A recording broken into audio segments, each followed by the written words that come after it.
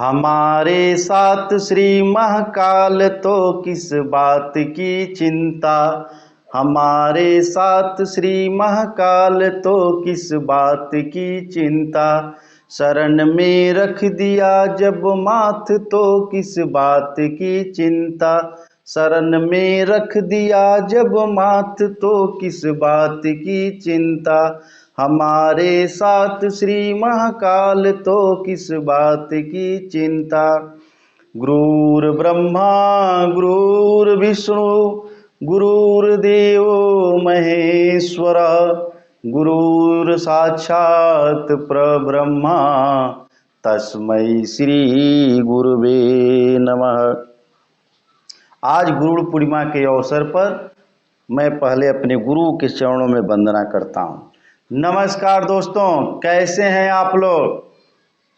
मैं विवेकानंद मिश्रा आप सभी लोगों को अपने चैनल पे बहुत बहुत स्वागत करता हूं, वंदन करता हूं, अभिनंदन करता हूं। जितने भी शिक्षक और प्रधानाचार्यगण, अभिभावक महोदय इस चैनल पे जुड़ते हैं, उन सभी लोगों को हृदय की गहराइयों से बहुत बहुत स्वागत है, बहुत बहुत वंदन है, बहुत बहुत अभिनंदन है।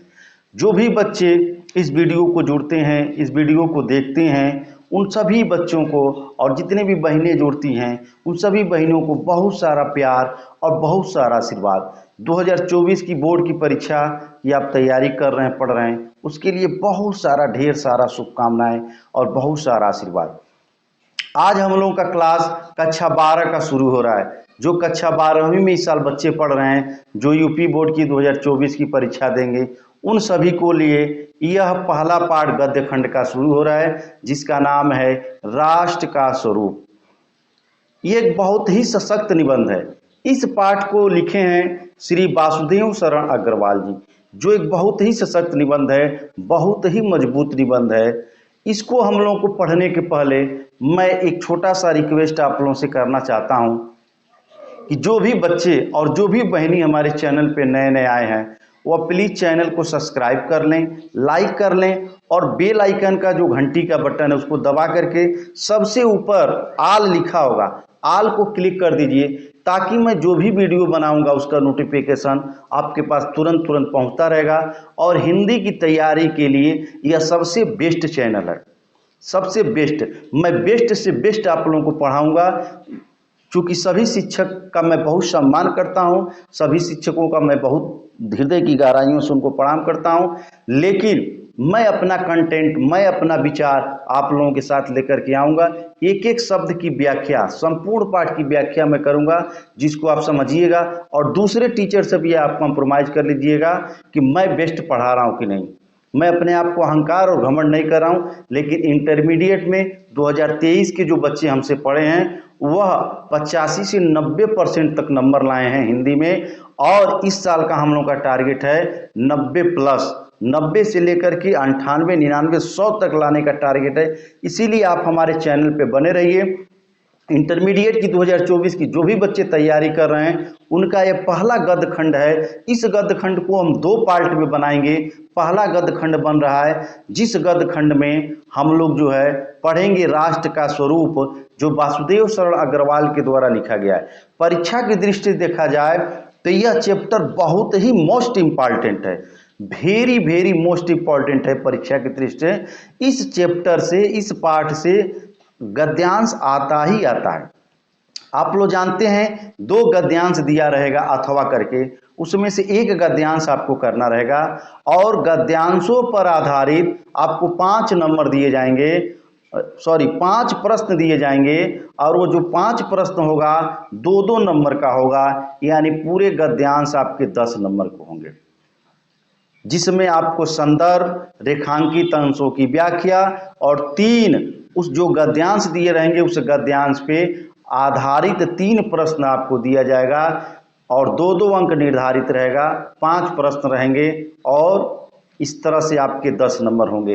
अगर इस व्याख्या को अगर आप आसानी से मन लगा करके अगर समझ में आ जाएगा और समझेंगे तो आपका 10 नंबर 2024 की बोर्ड की परीक्षा के लिए बिल्कुल ओके हो जाएगा। तो देर न करते हुए आइए हम लोग अपने जो है गद्यांश को शुरू करते हैं। पहला हम लोग का पाठ है राष्ट्र का स्वरूप। जो वासुदेव शरण अग्रवाल के द्वारा लिखा हुआ एक बहुत ही सशक्त मजबूत निबंध है। पहले हम लोग पाठ का जो नाम है उस नाम का अर्थ समझ लेते हैं, फिर हम लोग आगे बढ़ते हैं अपने पाठ में। राष्ट्र का स्वरूप, राष्ट्र मतलब देश, राष्ट्र को हम क्या कहते हैं, देश कहते हैं। और स्वरूप का मतलब होता है उसकी बनावट, देश कैसे बना हुआ है, किस तरह से बना हुआ है, क्या क्या चीजें मिल करके देश का निर्माण करती हैं और देश बनता है, उसी का लेखक ने नाम रखा है राष्ट्र का स्वरूप। वासुदेव शरण अग्रवाल के द्वारा लिखा हुआ। राष्ट्र मतलब देश और स्वरूप मतलब बनावट। उम्मीद करता हूं कि पाठ का लेसन, जो पाठ का नाम है, आप लोगों को अच्छी तरह से समझ में आ गया होगा। आइए हम लोग चलते हैं, आगे पढ़ते हैं। ये जो राष्ट्र का स्वरूप है यह 3 चीजों पे आधारित है, भूमि, जन और संस्कृति। भूमि मतलब पृथ्वी, जन मतलब लोग, हम और आप, और संस्कृति मतलब हम लोगों का कल्चर, हम लोग का रहन सहन। यही 3 चीजें हम लोगों को इस लेसन में पढ़ना है और तीनों को लेखक ने अलग अलग पार्ट में डिवाइड किया है। 3 पार्टों में डिवाइड करके, 3 पार्टों में बांट करके इस लेसन को बनाया गया है। पहले हम लोग पढ़ते हैं भूमि। लेखक कहता क्या है कि भूमि पर बसने वाला जन और जन की संस्कृति, इन तीनों के सम्मिलन से राष्ट्र का स्वरूप बनता है। लेखक क्या कह रहा है कि भूमि यानी पृथ्वी और पृथ्वी पर बसने वाला जन, जन मतलब लोग, और लोगों की संस्कृति, आपको उम्मीद करता हूं अच्छे से समझ में आ रहा होगा। भूमि और भूमि पर बसने वाले लोग और उन लोगों की संस्कृति, इन तीनों के सम्मिलन, सम्मिलन का मतलब होता है तीनों के मिलने से राष्ट्र यानी देश का क्या होता है, स्वरूप बनता है, बनावट बनता है। भूमि का निर्माण देवों ने किया है, वह अनंत काल से है। भूमि का निर्माण किसने किया है, देव यानी देवताओं ने किया है। वह कब से है, अनंत काल से, आदि काल से है, जिसके बारे में हमको जानकारी नहीं है। आदि काल से है, अनंत काल से है। उसका भौतिक जो स्वरूप है, सौंदर्य है, समृद्धि के प्रति सचेत होना हमारा आवश्यक कर्तव्य है। लेखक क्या कह रहा है, उसकी जो भौतिक स्वरूप है, उसका जो बनावट है, जो भूमि की बनावट है, जैसे पहाड़ हो गए, कहीं पे जंगल हो गए, कहीं पे बर्फ हो गए, ये क्या है, भूमि की बनावट है। और सौंदर्य मतलब उसकी जो सुंदरता है, सुंदर सुंदर नदियां, सुंदर सुंदर उपवन, इसकी जो सुंदरता है। और समृद्धि का मतलब होता है धन दौलत संपदा खनिज पदार्थ, यानी पृथ्वी का भौतिक स्वरूप, उसकी बनावट। सौंदर्य का मतलब होता है उसकी सुंदरता, और समृद्धि का मतलब होता है उसका धन दौलत वैभव के प्रति हम लोगों को सचेत होना परम आवश्यक कर्तव्य है। यह हम लोगों का कर्तव्य बनता है, यह हम लोगों का कर्तव्य है कि हम लोग अपने पृथ्वी के प्रति क्या रहें, बिल्कुल सचेत रहें, जागरूक रहें। आगे लेखक क्या कह रहा है कि भूमि के पार्थिव स्वरूप के प्रति हम जितने अधिक जागृत होंगे, उतनी ही अधिक राष्ट्रीयता हमारे अंदर बलवती हो सकेगी। भूमि का पार्थिव शरीर, पार्थिव शरीर का मतलब क्या होता है, जो उसके नीचे का पोर्शन है, जो नीचे का हिस्सा है, जो जड़त्व है के स्वरूप यानी उसकी बनावट के प्रति हम जितने अधिक जागृत यानी जागे रहेंगे, उतनी ही ज़्यादा हमारी जो राष्ट्रीयता है, देश के प्रति हमारी जो राष्ट्रीयता है, वह क्या होगी, बलवती होगी, यानी मजबूत होगी। बल के साथ क्या होगी, मजबूत हो सकेगी। यह पृथ्वी सच्चे अर्थों में समस्त राष्ट्रीय विचारधाराओं की जननी है। ये जो पृथ्वी है, सच्चे अर्थों में देखा जाए तो राष्ट्रीय, जो राष्ट्र की विचारधारा है, जो देश की विचारधारा है, उसकी जननी है। जननी का मतलब माता है, जो जन्म देती है। जैसे कहा गया है कि देश हमें देता है सब कुछ, हम भी कुछ देना सीखें। देश हमें देता है सब कुछ, हम भी कुछ तो देना सीखें। सूरज हमें रोशनी देता, हवा नया जीवन देती है। भूख मिटाने को हम सबकी धरती पर होती खेती है। देश हमें देता है सब कुछ, हम भी कुछ तो देना सीखें। ये देश, ये धरती, सब लोग हम लोगों को जीने के लिए देते हैं, तो हमारा भी कुछ कर्तव्य बनता है कि हम धरती के प्रति, अपनी धरती माता के प्रति कुछ सचेत रहें, कुछ जागरूक रहें। जो राष्ट्रीयता पृथ्वी के साथ नहीं जुड़ी हुई है वह निर्मूल होती है। जिस व्यक्ति की राष्ट्रीयता पृथ्वी के साथ जुड़ी नहीं होती है, निर्मूल का मतलब होता है जड़ विहीन। जो राष्ट्रीयता पृथ्वी के साथ, अपनी धरती माता के साथ नहीं जुड़ी होती है वह बिल्कुल निर्मूल होती है, बिल्कुल जड़ विहीन होती है। राष्ट्रीयता की जो जड़ है पृथ्वी में जितनी ज़्यादा गहरी होगी, जो पृथ्वी की हमारी जो राष्ट्रीयता है जितनी ज़्यादा गहरी होगी, उतना ही राष्ट्रीय भाव हमारे अंदर पल्लवित होगा। पल्लवित होने का मतलब पनपेगा। हमारे अंदर जितनी भी राष्ट्रीय पृथ्वी के प्रति और राष्ट्र के प्रति हमारे अंदर जितनी भी भाव, जितना ही सुंदर होगा, उसका अंकुर, उसका बीज उतना ही क्या होगा, पल्लवित होगा, यानी उतना ही पनपेगा। इसलिए पृथ्वी के भौतिक स्वरूप की आद्योपांत जानकारी प्राप्त करना और उसकी सुंदरता, उसकी उपयोगिता और महिमा को पहचानना हमारा परम आवश्यक कर्तव्य है। लेखक आगे क्या कह रहा है कि इसलिए पृथ्वी का जो भौतिक स्वरूप है, जो पृथ्वी का बनावट है, जो उसकी भौतिक स्वरूप है, उसका आद्योपांत, आद्योपांत का मतलब होता है शुरुआत से लेकर के अंत तक। आप लोग पेंसिल लेकर के और लिख लीजिए अपने कॉपी पे, आद्योपांत का मतलब होता है शुरुआत से लेकर के अंत तक कि हमको जानकारी प्राप्त करना, उसकी सुंदरता, हमारी जो पृथ्वी है वो कितनी सुंदर है, और उसकी उपयोगिता, उपयोगिता का मतलब होता है कि हमारे जीवन में उसका क्या महत्व है, और उसकी महिमा को हमको पहचानना मेरा और आपका आवश्यक कर्तव्य है और आवश्यक धर्म भी है।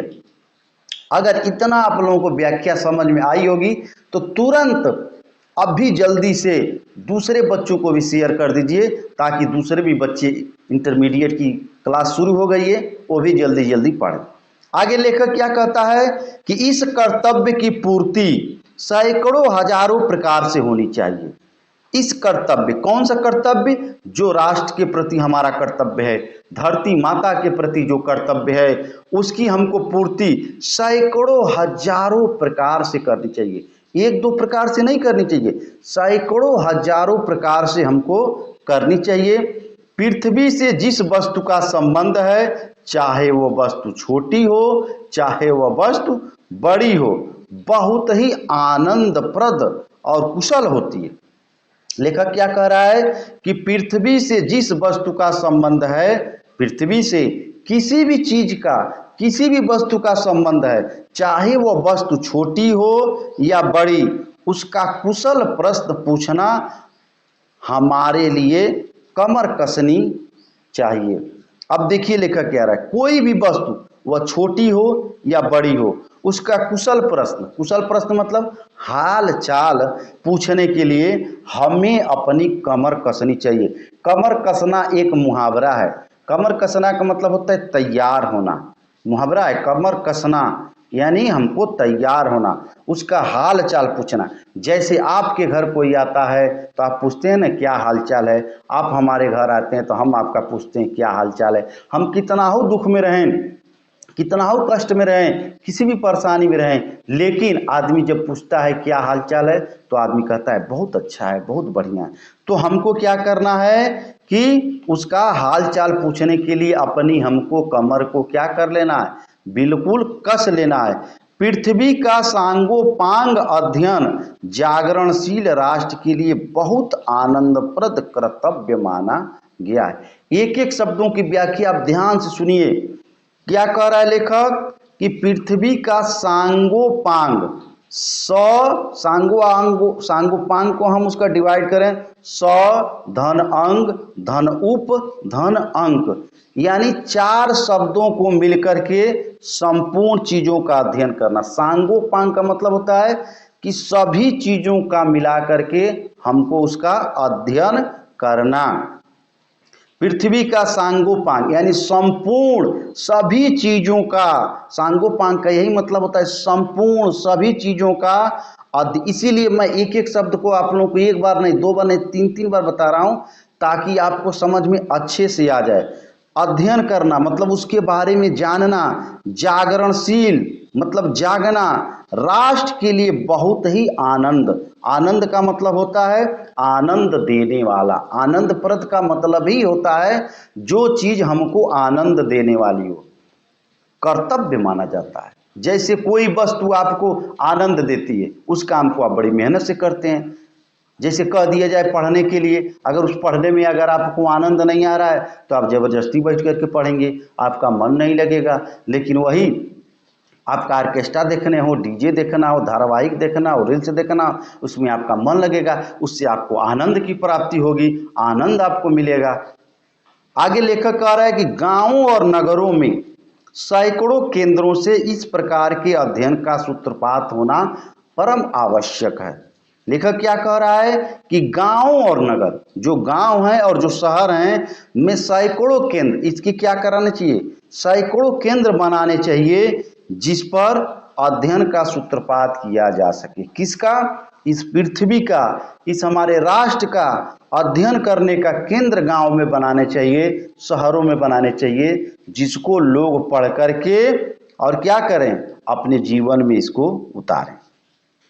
उदाहरण के लिए पृथ्वी की उपजाऊ शक्ति को बढ़ाने वाले मेघ जो प्रतिवर्ष समय समय पर आकर अपने अमृत जल से इसे सींचते हैं।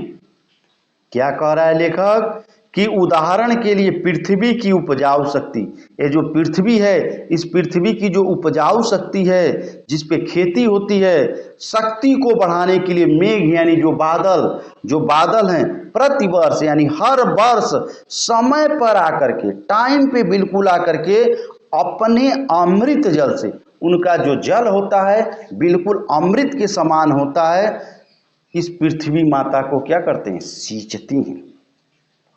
अगर एक बात बताइए, इस पृथ्वी पर खेती न हो और मेघ यानी बादल न बरसे, सूखा पड़ जाए तो पृथ्वी पे कुछ होगा, कुछ भी तो नहीं होगा।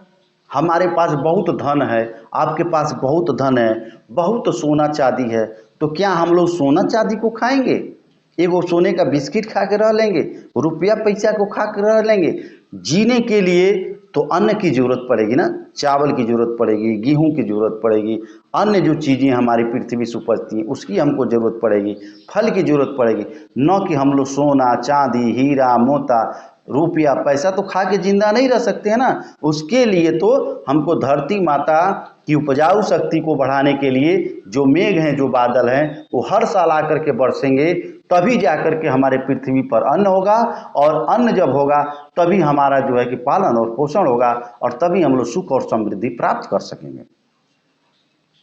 आगे क्या कह रहा है कि हमारे अध्ययन की परिधि के अंतर्गत आने चाहिए। ये जो सब कुछ है ना, वो हमारे अध्ययन की परिधि आप लोग जानते होंगे, जो गोल आवृत्ति होती है, परिधि मतलब एक क्षेत्र, एक गोला, उस गोले के अंतर्गत आनी चाहिए। उन मेघ जलों से परिवर्धित प्रत्येक तृणलता, एक एक शब्द को आप लोग समझिएगा, उन मेघ जलों से परिवर्धित प्रत्येक तृणलता और वनस्पति का सूक्ष्म परिचय प्राप्त करना ही हमारा कर्तव्य है। लेखक क्या कह रहा है कि उन मेघ जलों यानी जो बादल से वर्षा होती है, उस बादल से परिवर्धित मतलब बढ़ाया गया प्रत्येक तृणलता, तृण मतलब होता है तिनका, छोटी छोटी घासों को हम क्या कहते हैं, तिनका कहते हैं, और लता कहते हैं जो पेड़ों के साथ जो लताएं चढ़ती हैं। जैसे मान लीजिए किसी पेड़ पे आप लौकी लगा देते हैं तो लौकी क्या होती है, उस पेड़ पे चढ़ जाती है।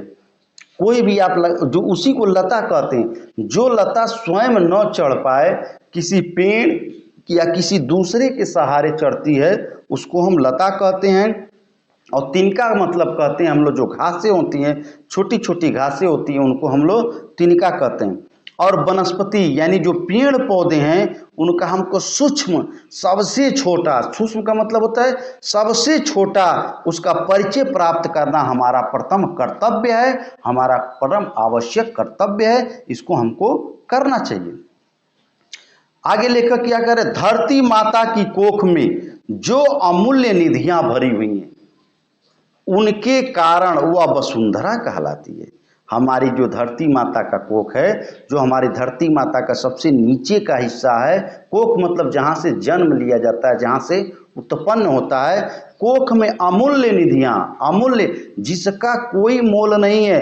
निधियाँ मतलब रत्न, कोयला, अभ्रक, सोना, चांदी, हीरा, मोती, डीजल, पेट्रोल, ये सब क्या है, हमारी धरती माता की कोख में ये अमूल्य निधियां भरी पड़ी हुई हैं, जिनके कारण वह वसुंधरा कहलाती है। अगर उसकी कोख में यह सब चीजें न रहें तो वह हमारी जो धरती माता है वह वसुंधरा बिल्कुल नहीं कहला पाएंगी।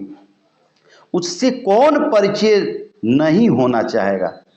कोई चाहेगा कि उससे हम परिचित न हो? हमारी वसुंधरा से, हमारी धरती माता की कोख में जो अमूल्य निधियां छिपी हुई हैं, उससे कोई चाहेगा कि हम परिचय न प्राप्त करें? सभी लोग चाहेंगे कि हम परिचय प्राप्त करें। लाखों करोड़ों वर्षों से अनेक प्रकार की धातुओं को पृथ्वी के गर्भ में, जो पृथ्वी का गर्भ है, में पोषण मिला है। लेखक आगे क्या कह रहा है, लाखों करोड़ों वर्षों से, हजारों नहीं, लाखों करोड़ों वर्षों से अनेक प्रकार की धातुआं, जो धातुएं एक प्रकार की नहीं, अभी मैं बताया लोहा, सोना, चांदी, अभ्रक, कोयला, खनिज, लाखों प्रकार की धातुओं को पृथ्वी के गर्भ में, पृथ्वी का जो गर्भ है उसमें पोषण मिला है। पोषण का मतलब उसको सुरक्षित करके रखिए, उसको सजा करके रखिए, उसको संवार करके रखिए, उसको सुरक्षित करके रखिए, उसी को हम क्या कहते हैं, पोषण कहते हैं। आगे लेखक क्या कह रहा है कि दिन रात बहने वाली नदियों ने पहाड़ों को पीस पीस कर अगणित प्रकार की मिट्टियों से पृथ्वी के देह को सजाया है। दिन रात नदियां कभी आराम नहीं करती हैं। नदी कभी आराम करते आप लोग देखे हैं? कभी नहीं। नदियां दिन रात बहती हैं। बहने वाली नदियां जो पहाड़ों को पीस पीस कर, जो पहाड़ों के पत्थर होते हैं ना, उन पत्थरों को पीस पीस करके क्या करती है, अगणित प्रकार की मिट्टियों में, जैसे जो आप लोग बालू देखते हैं, वह बालू क्या है, नदियां उन पत्थरों को पीस पीस करके और उसमें बालू और मिट्टी के देह मतलब शरीर को सजाती है। पृथ्वी की जो शरीर है, पृथ्वी की जो देह है, उसको बालू के रूप में, उसको मिट्टी के रूप में, उसको क्या करती है, सजाती है। हमारे भावी आर्थिक अभ्युदय के लिए इन सब की जांच पड़ताल करना अत्यंत आवश्यक है। क्या लेखक कह रहा है, हमारे भावी यानी भविष्य में आर्थिक अभ्युदय, अभ्युदय का मतलब होता है विकास, आर्थिक का मतलब होता है धन, संपदा, रुपया, पैसा, आर्थिक विकास के लिए इन सब की जांच पड़ताल करना आवश्यक है, अत्यंत आवश्यक है। इसकी जांच पड़ताल हमको करना बहुत जरूरी है। पृथ्वी की गोद में जन्म लेने वाले जड़ पत्थर कुशल शिल्पियों से संवारे जाने पर अत्यंत सौंदर्य के प्रतीक बन जाते हैं। वाह, कितनी सुंदर लाइन है। ये बहुत ही इंपॉर्टेंट चैप्टर है, इसको आप ध्यान से सुनिएगा। पृथ्वी की गोद में, जो पृथ्वी माता है, जो धरती माता है, उसकी गोद में जन्म लेने वाले जड़ पत्थर, जड़ मतलब जिस पत्थर में कोई जान नहीं है, बिल्कुल बेजान है, उन पत्थरों को कुशल यानी अच्छे जानकार शिल्पियों, शिल्पियों मतलब जो पत्थरों को काट करके सुंदर सुंदर जो माड़ी होता है, मोती होता है, जो सुंदर सुंदर रत्न बनाते हैं, उनको शिल्पियां कहते हैं, उनको कारीगर हम लोग कहते हैं। से संवारे जाने पर, जो सुंदर सुंदर पत्थर हैं उनको काट करके सुंदर सुंदर बना देने पर वह अत्यंत सौंदर्य के प्रतीक हो जाते हैं, अत्यंत वह सुंदर लगते हैं, अत्यंत मोहक रखते हैं। नाना भांति के अनगढ़त नग बिंद की नदियों के प्रवाह में सूर्य की धूप से चिलकते रहते हैं। नाना यानी अनेक प्रकार के अनगढ़, अनगढ़ का मतलब जिसको गढ़ा न गया हो, जिसको बनाया न गया हो। अनगढ़ नग बिना बनाए हुए नग विंध्याचल की नदियों के प्रवाह में सूर्य, जब सूर्य चमकता है तो सूर्य निकलता है तो उसकी धूप में जो ये पत्थर होते हैं वह बिल्कुल क्या होते हैं, चमकते हैं, बिल्कुल सुंदर लगते हैं, चमकते रहते हैं, चिलकते रहते हैं। चिलकते रहने का मतलब क्या होता है, चमकते रहते हैं। उनको जब चतुर, चतुर मतलब जानकार कारीगर पहलदार कटाव पर ले जाते हैं, पहलदार मतलब अच्छे कटाव पे एकदम बढ़िया से उसको जब बनाते हैं, तब उनके प्रत्येक घाट से, उनके प्रत्येक घाट घाट से जितने भी पार्ट्स में उसको बनाते हैं, शोभा और सुंदरता फूट पड़ती है। इतनी उसकी शोभा, इतनी सुंदरता चारों तरफ से फूट पड़ती है, वे अनमोल हो जाते हैं। वही रत्न जब बना दिए जाते हैं अच्छे अच्छे कारीगरों के द्वारा, वो जब बना दिए जाते हैं तो क्या जाता है, वो अनमोल हो जाते हैं। अनमोल का मतलब उसका कोई मोल नहीं रह जाता है, इतनी वो कीमती हो जाते हैं, बिल्कुल अनमोल हो जाते हैं। देश के नर नारियों के रूप मंडल और सौंदर्य प्रसाधन में इन छोटे पत्थरों का भी सदा से कितना भाग रहा है। अतएव हमें उनका ज्ञान होना भी आवश्यक कर्तव्य है। लेखक के आगे क्या रहा है, देश के नर नारी, जो देश के नर और नारी हैं उनका रूप मंडल, जैसे हमारे देश में जो नारियां होती हैं अपने सुंदरता के लिए इन पत्थरों को धारण भी करती हैं, अपने सौंदर्य यानी सुंदरता प्रसाधन मतलब सामान, अपनी सुंदरता को बनाए रखने के लिए इन छोटे छोटे पत्थरों को कोई हाथ में पहनता है। देखते होंगे आप लोग पत्थरों की अंगूठियाँ लोग हाथ में पहनते, हम भी पहनते थे, आज नहीं पहने, नहीं तो मैं आप लोगों को दिखाया था। कुछ लोग गले में पहनते हैं, कुछ कानों में पहनते हैं, अपने पत्थरों को सदा सदा के लिए भाग रहे हैं। अतएव हमें उनका ज्ञान करना भी परम आवश्यक कर्तव्य है। उन पत्थरों के बारे में भी हमको जानकारी करना, उन पत्थरों के बारे में भी हमको जानकारी लेना बहुत ही आवश्यक कर्तव्य। अगले पैराग्राफ पे हम लोग चलते हैं। पृथ्वी और आकाश के अंतराल में जो कुछ सामग्रियां भरी पड़ी हुई हैं, पृथ्वी के चारों ओर फैले हुए गंभीर सागर में जो जलचर एवं रत्नों की राशियां हैं, उन सबके प्रति चेतना और स्वागत के नए भाव राष्ट्र में फैलाने चाहिए।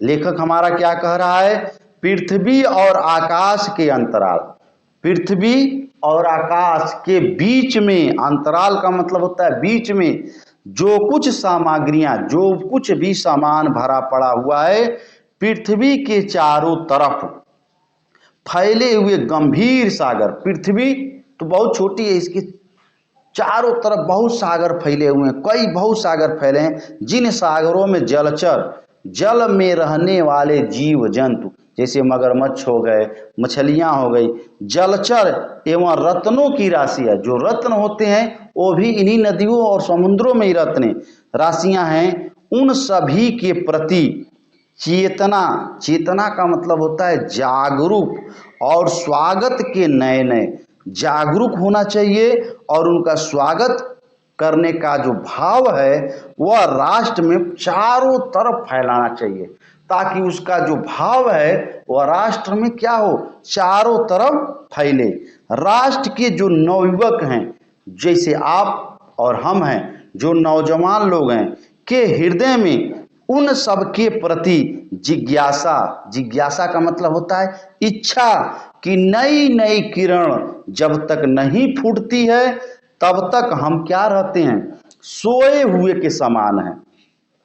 देखिए लेखक क्या कर रहा है, जो हमारे नवयुवक हैं, जो लोग नौजवान लोग हैं, उनके हृदय में सबके प्रति जब तक जिज्ञासा की नई किरणें नहीं फूटती है, फूटती मतलब जिज्ञासा यानी इच्छा की किरण नहीं जब तक पनपेगी तब तक वह बिल्कुल सोए हुए के समान है। उनको हमको जगाना पड़ेगा, राष्ट्र के प्रति, इस धरती माता के प्रति हमको उनको जगाना पड़ेगा। जो हमारे नौजवान हैं उनको जागृत करना पड़ेगा कि सोए हुए उठो और चलो देश और राष्ट्र का निर्माण किया जाए। विज्ञान और उद्यम दोनों को मिला करके, विज्ञान और मेहनत, कर्म, उद्यम मतलब होता है मेहनत, दोनों को मिला करके राष्ट्र का जो भौतिक स्वरूप है कि एक नया ठाट खड़ा करना है। ठाट का मतलब होता है सौंदर्यशाली राष्ट्र, बिल्कुल सुंदर राष्ट्र, मजबूत राष्ट्र। राष्ट्र का जो भौतिक स्वरूप है उसको हम लोग को एक ठाट खड़ा करना है, सौंदर्यशाली राष्ट्र का निर्माण करना है। और यह कार्य कौन करेगा? आपको करना है, आप जैसे नौजवान को करना है, हमारे जैसे नौजवान को करना है। यह कार्य हमको प्रसन्नता, उत्साह और अथक परिश्रम के द्वारा नित्य आगे बढ़ना चाहिए। यह कार्य कैसे होगा? प्रसन्नता से होगा, दुखी मन से नहीं होगा, प्रसन्न मन से होगा, उत्साह से होगा, खुशियों से होगा, उल्लास से होगा और अथक खूब ज्यादा परिश्रम, खूब ज्यादा मेहनत के द्वारा नित्य, नित्य मतलब रोज हमको आगे बढ़ना चाहिए। तब जाकर के हमारा जो ये धरती माता है और हमारे जो राष्ट्र का स्वरूप है उसका निर्माण हो पाएगा। तभी हमारी मातृभूमि पुष्कल समृद्धि और समग्र रूप मंडल प्राप्त किया जा सकता है। लेखक क्या कह रहा है कि तभी हमारी जो मातृभूमि है पुष्कल, यानी पुष्कल का मतलब होता है सुंदर, शोभा, समृद्धि, पुष्कल की समृद्धि और समग्र मतलब सब कुछ मिला करके उसका जो रूप मंडल है, जो उसकी सुंदरता है को प्राप्त किया जा सकता है। यह था आपके राष्ट्र का स्वरूप का भूमि। अब भूमि के बाद आएगा जन और जन के बाद आपका आएगा संस्कृति। तो मैं आप लोगों को यह वीडियो शुरू में ही बताया हूं कि 2 पार्ट में बनाऊंगा। यह जो हम लोग की भूमि थी ये हम लोग पूरी भूमि पढ़ लिए। दूसरा जो पार्ट आप लोगों के सामने आएगा उसमें जन और जन की संस्कृति को मैं पढ़ाऊंगा। अगर ये आप लोगों को राष्ट्र का स्वरूप का भूमि जो चैप्टर है वो अगर आप लोगों को अच्छा लगा होगा तो कमेंट में आप लोग जरूर बताइएगा। और ज़्यादा से ज़्यादा अगर आपको वीडियो अच्छा लगा हो तो, बहुत ज़्यादा अच्छा लगा हो तो बच्चों में शेयर कर दीजिए, बिल्कुल शेयर करिए। और चैनल को सब्सक्राइब, लाइक जरूर कर लीजिए। इसके बाद दूसरा जो पार्ट है वह मैं तुरंत जो है कि आपके पास पहुंचने वाला है। तब तक अपना ख्याल रखिए। Take care.